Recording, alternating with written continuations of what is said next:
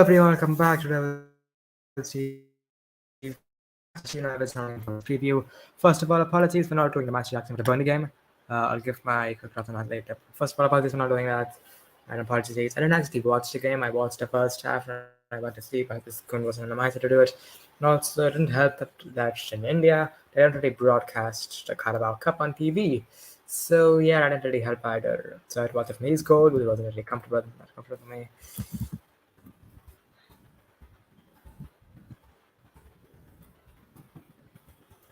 So yeah, and of course, first we're going to give him a quick toss on the Burnley game. 3-0 Manchester United, Marcus Rashford. I saw the goal as well. Good goal from Rashford. Wan-Bissaka with the assist, with a fantastic assist with the first goal. Maybe there could be an opportunity for him to bounce back. We'll see. Of course, into the quarterfinals, and I'm going to face Tottenham Athletic, who I expect to beat comfortably.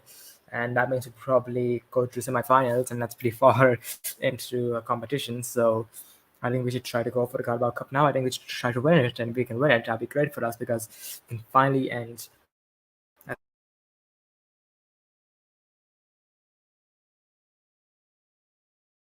half a decade with this. And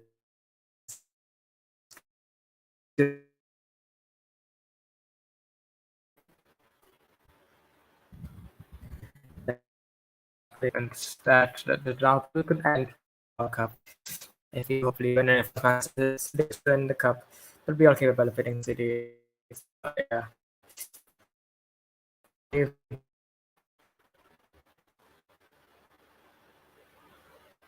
The hell.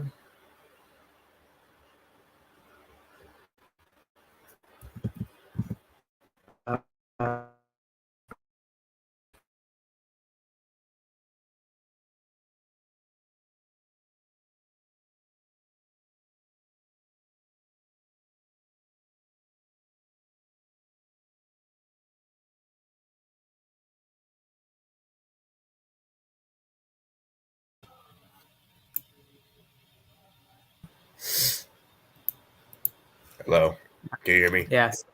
Yeah. So, all right, yes. So, give us your quick thoughts on this game for versus United at Old Trafford. Yeah, okay. Well, unfortunately, I can't stay on too long because I have guests over my house. So, and It's I'm fine. a little busy.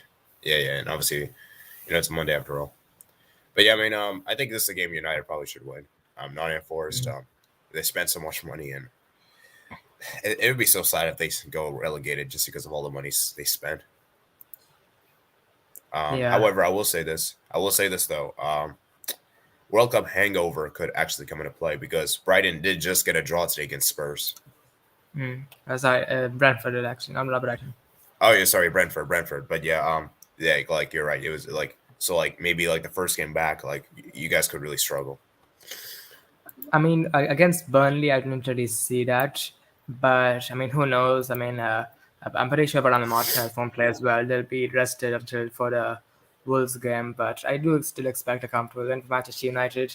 And of course, it could be an opportunity for players like Wan-Bissaka. He had a good game against Burnley, and Maguire maybe for them to get a shot in the team. So yeah. By the way, did you know when a game against like against Barcelona? Do you know when that is?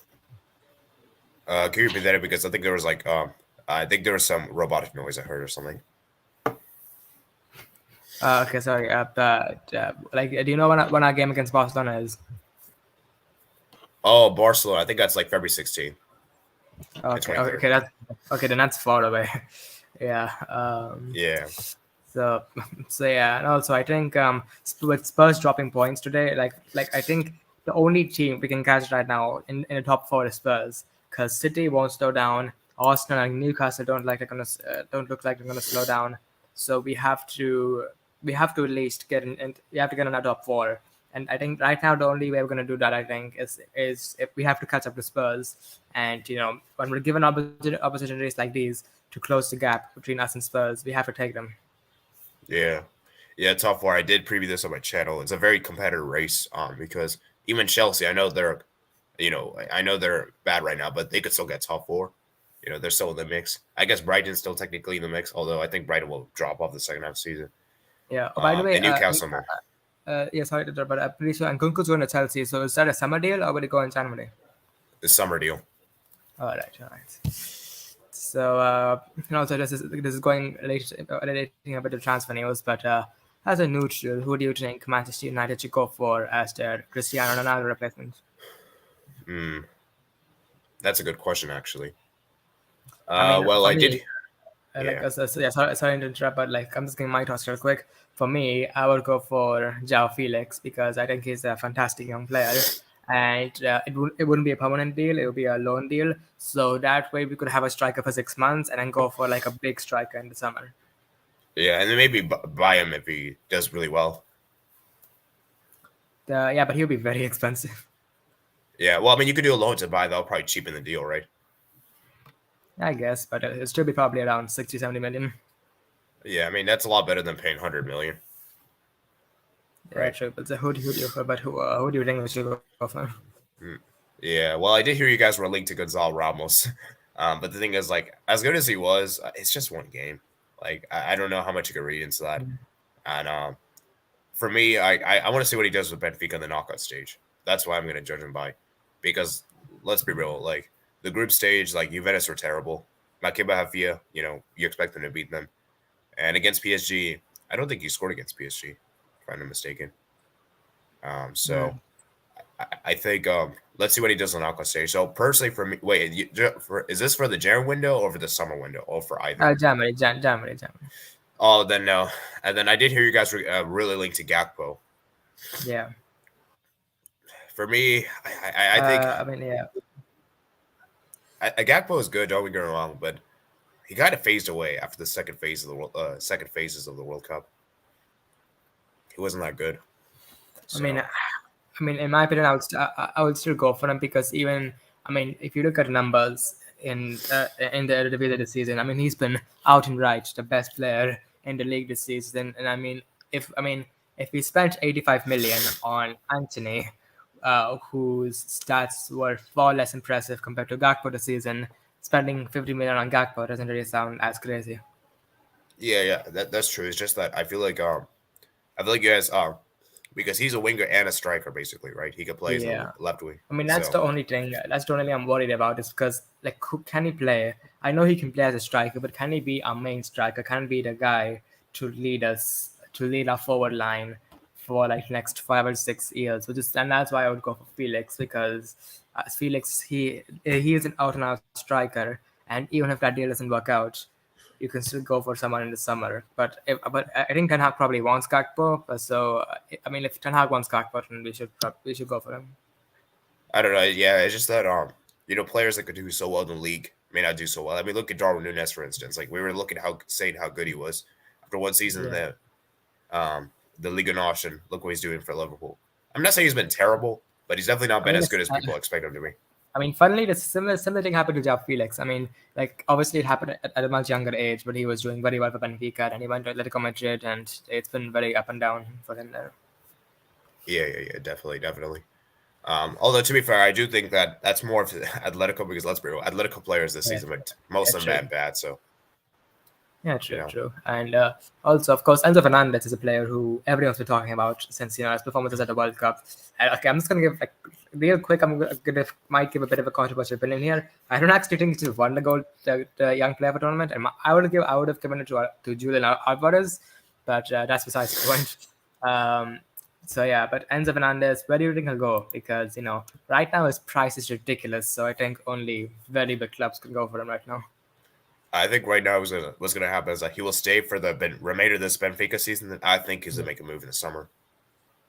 Yeah, but I mean, to be honest, I think he's being a bit overrated. I mean, I know we all know he's a good player for sure, but like, do people really know that much about him? I mean, I mean, at the end of the day, the World Cup's only 8 games, and I know those are very crucial 8 games, but still, at the end of the day, it's 8 games. So can I really Well, like? I mean, his price before the World Cup would probably be 30, 40 million. Now they're saying 100 million. So can you really increase a player's price by 60 million just because of 8 games? well, here's the thing. He's also been really good for Benfica, even in the Champions League as well. So I do think that it's not just been the World Cup. Like, he's been great in the Champions League as well. Yeah, but even Like, before, but before the World Cup, his price wouldn't have been over 50 million. yeah. Well, that's what the World Cup brings. It makes or break players' legacy. Transfer values as well. True. Yeah, it's gonna be interesting. I mean, United have been linked to Enzo Fernandez. I don't think we're gonna get him. Because first of all, I think Ten Hag will go back for Frankie De Jong. And I mean, okay, as a Barcelona fan, I mean, do you think it could still happen, De Jong to United? I think it's done. I don't see De Jong joining. Um, the only way I can see De Jong joining is maybe if he's like pressure to like maybe they're like threatening him. Uh, Maybe like I mean, to be honest, I could actually see it happening because I mean, last summer there were a lot of financial troubles at Barcelona, but I think it's going to be even more prominent this summer because I mean, you spent all that money. I'm not trying to diss you, but like you spent all that money trying to challenge and like become a big club again. Like you're still a big club, but like five major trophies, like winning the Champions League and that stuff. But you're in the Europa League now, so it kind of feels like all that money was a bit of a waste, and so you might be more in financial troubles this summer than last summer. So in that case, well, let's you see. see it. Yeah, like my point is that if we go trophyless, we're very screwed. I personally think we're gonna win something. I think we'll win either La Liga or Europa League, maybe even the Copa del Rey, Super Cup. Yeah, yeah, I think. If we, yeah. But like what I'm saying is that like with you being in the Europa League, that is a bit of a bullet to Barcelona's oh yeah, yeah. finances. Oh yeah. Of course. That there's no doubt about that. Now, if we win the Europa League, then then it's not like as bad, of course. But I guess we'll have to wait and see what the end of the season brings. But yeah, of course, it's gonna be really big for us financial wise, because I think the board, I heard they were budgeting for a quarterfinal finish in the Champions League. Yeah, so I mean, it's gonna be interesting to see what happens as well tomorrow. Because I mean, we need to win these type of games because I mean, if we want to go back to the top, we do have to win these type of games. I mean, looking at United right now, like I'm pretty confident in saying this. Would you agree with me? This is probably the best starting 11 United have had, like a full strength United. Starting 11, probably the best we've had since Alex Ferguson left. Yeah, I would say so, probably. Yeah, because I mean, right now you see we have David De Gea in goal, who I mean, people there's controversies about him, but he is still a good keeper. Then Martinez and Varane, World Cup winning centre back pair.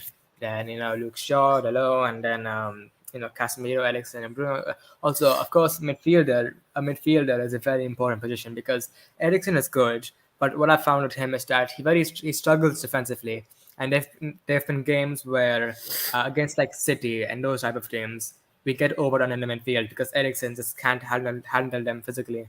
So which midfielder do you think I should go for? That is a good question. So you had like two CDMs, basically. Is that what you're saying? No. I want like I want basically I want a box to box player. I know Eriksen's a box to box player, but more of a modern day one who's like an all rounder. Like Eriksen focuses more on his the Huh, technical side of his exactly. game rather than physical. That's a good point. I'm trying to think. What are some good ones? Well, what about the Onani guy from Morocco in the World Cup? I'm not bad. Oh, Amrabat as well, but I'm talking about Onani. That guy was also good Oh, too. Anani. I mean, I think he's probably going to go to another club, and I think United are looking for more big names. Yeah, I mean, what about Amrabat? Do you think he's the right profile? I think I would take a look at it, but I think if United were going to go for him, I think we probably would have been linked to him by now, which we have not been. Okay, I'm trying to think of some other players. Like I'm I trying think to I look at the think World Cup. I mean I think what United are planning is I think we're planning to skip out on a midfielder in January and then go all in for Bellingham in the summer. But the thing is, I don't think we're gonna get Bellingham because Real Madrid really want Bellingham, and obviously it's gonna go to them over us. Yeah, yeah. I mean, we'll see, man. I think personally for me, I just see him going to Liverpool. That's just my opinion there. I mean, but the If thing he is, got it, the thing about Liverpool is, but the thing about Liverpool is that it's going to be very difficult for them to get top four because they're going to have to. I mean, first of all, I think Newcastle I'm going to say it right now. I think Newcastle, Arsenal, City. I think these three teams are deadlocked for top four. I don't think. Yeah. I I'm think pretty sure. Newcastle. Yeah, like for sure. The only position that's open is Spurs, who are in the top four right now. But they're gonna have to beat Spurs, United, Chelsea, and even teams like Villa or Brentford who are coming up. So I just think it's gonna be very difficult for Liverpool to get top four. And if they don't get top four, I don't see why Bellingham would go there. To be honest. Oh, sorry to interrupt you. Wolves have just scored. Against two. Sorry, I haven't been following. Everton, So what's and the you score right now? 2-1. 2-1. Yeah, and you wouldn't believe it. It's at Goodison Park. Oh damn. Wow.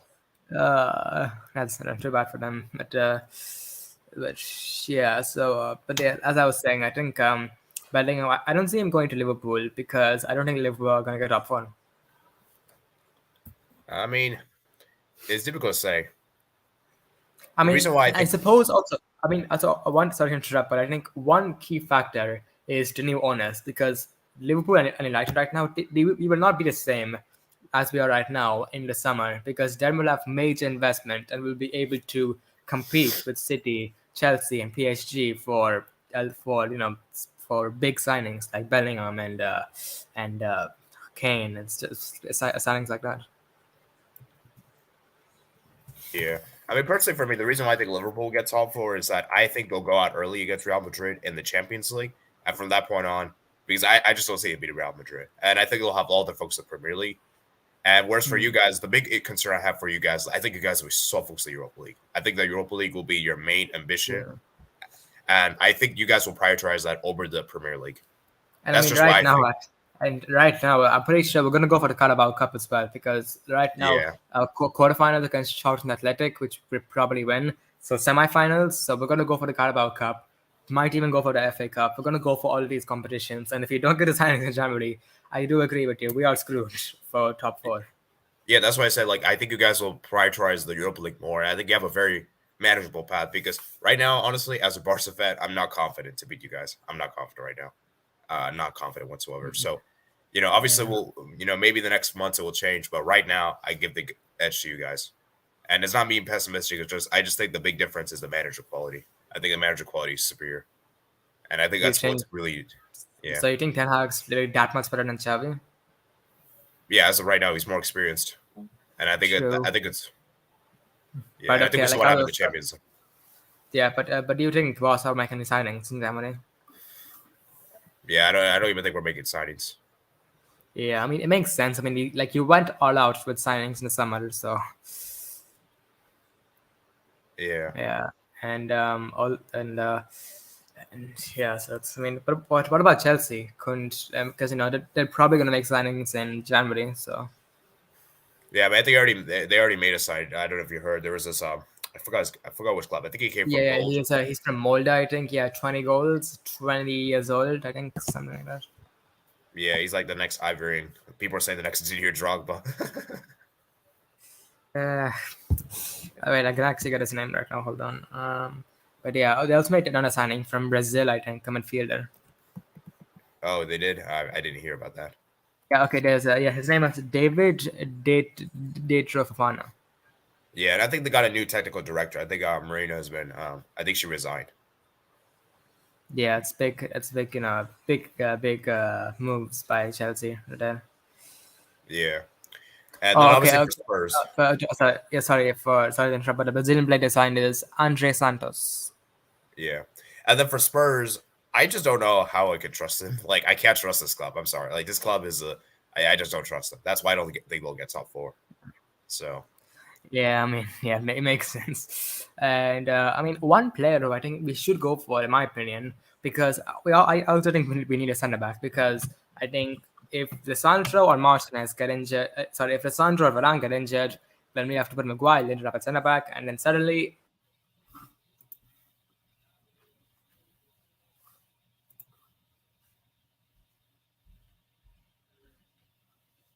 I think you like it out there.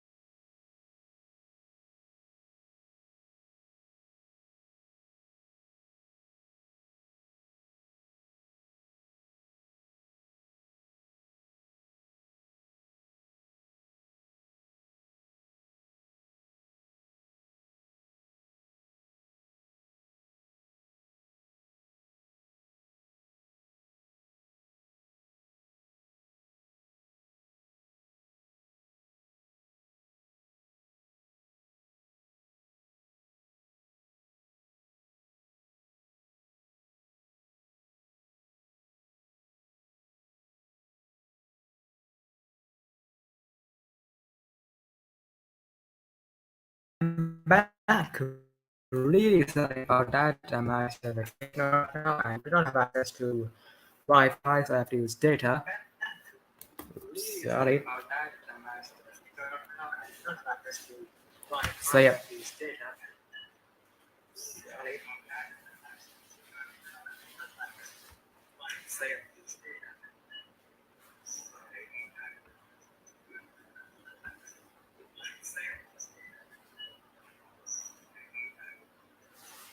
Hello. Oh, it's just one. Okay, sorry, my bad. Right, so I'm back, and yes, I used data from my sister's phone. However, I ran out of charge, and I was back on charge. So I'm back. Yes, so about that ready first.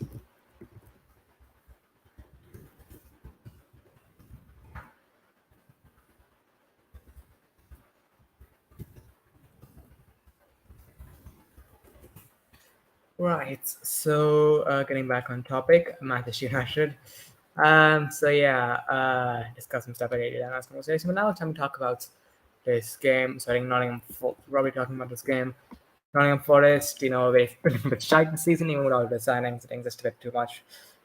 It's just too many players for Steve Cooper to immediately get him playing a style of football. It's pretty. It's kind of similar to, I guess, kind of similar to what happened to Chelsea a few years ago when Frank Lampard signed so many players. He just couldn't integrate them all into his system all at once. He couldn't do it all at once. So but right now it's by far it's at a much bigger extent because they signed like 20 players or something. So it's ridiculous. So yeah, I expect a comfortable win for Manchester United because I should be expecting comfortable win against as a United fan. I should be expecting a comfortable win because I mean Forest have been shy this season. I'm pretty sure away they've only scored one goal this season, so I expect a clean sheet no matter who starts in defense. So yeah.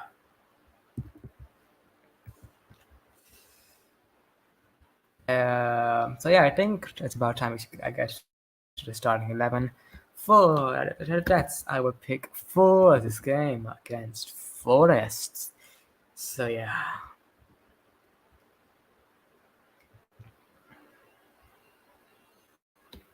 great formation 4-2-3-1-B.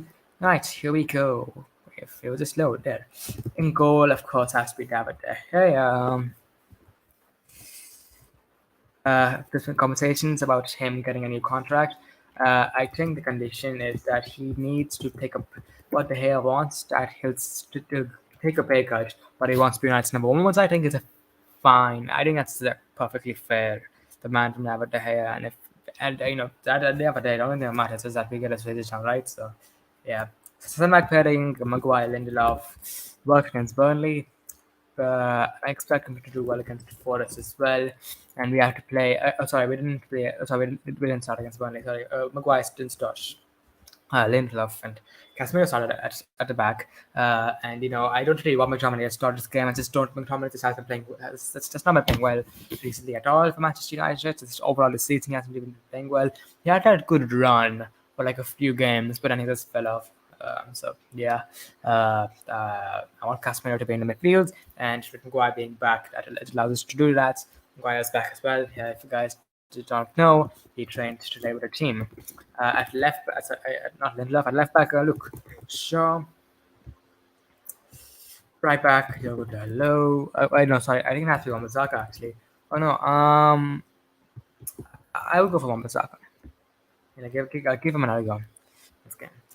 Uh, and then in midfield, I would go for 4-2-3-1-A, 4-2-3-1-B. Yeah, there. So of course, Casemiro, Eriksen, and Bruno, and of course, this midfield I don't think will work against very physical dominant midfields like City and those top teams. However, in games like this, I expect us to control midfield because Ericsson, I think, suits a game like this, we will have probably have most of the ball and Fuller's play a back five system as well. So yeah, it's just going to be about bringing down the defense, and I think Ericsson can help with that. Of course, Bruno, Cam. at often. Of course, front three is going to be very interesting. And striker Anthony Martial, Rusty against Burnley, but give him, all like I'm pretty sure most of the World Cup of the players who didn't go to the World Cup would probably be Rusty because they've had like what a month off from football, or a month, 1.5 maybe, and it could even be 2 months off. So yeah, off the left gotta be Marcus Rashford's fantastic game against Burnley, fantastic goal he scored. So yeah. Off the right, Granada was a contender, but I'll go for Anthony because enough experience, and I would like him to get some game time. So yeah, this is just starting 11, and I will choose against Nottingham Forest. De Gea, Maguire, Lindelof, Shaw, Wan-Bissaka, Casemiro, Eriksen, Bruno, Rashford, Anthony, and Anthony Martial.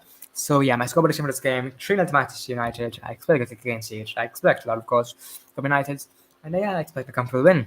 So, anyways, guys, I think that wraps it up for this preview. Sorry for leaving in between. Again, my sister's phone that I was using to record this. I was using data from that one.